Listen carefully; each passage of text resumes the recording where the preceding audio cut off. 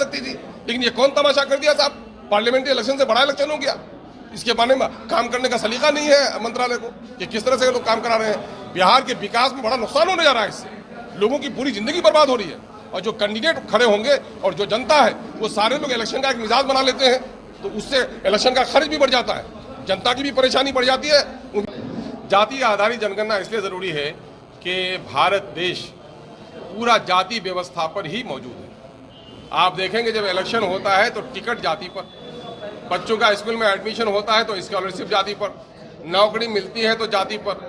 और चूंकि जाति का ताल्लुक या पेशे से है, जो लोग गरीब गुरबा किस्म के थे, लोहार थे, कुम्हार थे, दर्जीगिरी का काम करने वाले थे, धोबी थे, तो वो गरीब लोग थे और उनका वही पेशा उनका जात बन गया।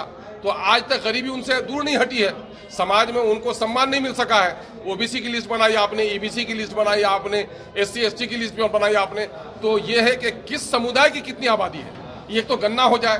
चूंकि सन 1931 में गणना हुई थी, उसी का एक आकलन करते हैं लोग, उनके पास कोई रियल फिगर नहीं है। और उस दरमियान में देश का बंटवारा भी हुआ, कौन लोग किधर गए किधर नहीं गए। तो जनगणना क्यों होता है? जनगणना इसलिए होता है कि देश की आबादी कितनी है, हमारा ग्रोथ क्या है और आगे हम क्या अच्छा प्लान कर सकते हैं। तो जाहिर है कि फ्यूचर प्लानिंग के लिए जनगणना हो रही है, तो फ्यूचर प्लानिंग के लिए भी तो कास्ट वाइज करेंगे ना कि किस कास्ट की क्या हालत है, तभी ना उसको शेयर मिल सकता है। 27% ओबीसी को मिला हुआ है, ओबीसी की लंबी लिस्ट है, हजारों जातियां उसमें है, तो जितनी जिसकी आबादी होगी उसी को ना हिस्सेदारी मिलेगी। लेकिन ओबीसी में कुछ लोग अपना हिस्सा मारे हुए हैं लोगों का, माइनॉरिटी का हिस्सा नियर अबाउट 8% का होना चाहिए, बिहार में 3% भी नहीं है। तो आप गिन दीजिए कि उसकी आबादी कितनी है। इसी तरह बहुत सारी जात समुदाय हैं, मुस्लिम, नॉन मुस्लिम, सिख, ईसाई में, कि उनकी आबादी के अनुपात में उनका हिस्सा नहीं मिल रहा है।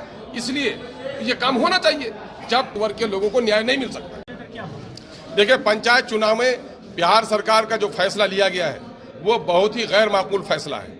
मैं ये कहता हूं, एक तरफ आप गुड गवर्नेंस की बात करते हैं और 4 महीने तक चुनाव कराएंगे आप साहब 38 जिलों में, ये कौन सा मामला हो गया? इस 4 महीने में जनता का सारा काम बंद। वीडियो का चुनाव कर रहे हैं, सीओ का चुनाव कर रहे हैं, डीएम का चुनाव कर रहे हैं, केस की सही से छानबीन नहीं हो पाएगी, मुजरिम पकड़ा नहीं जाके चुनाव कर रहे हैं, एसपी बोलेगा।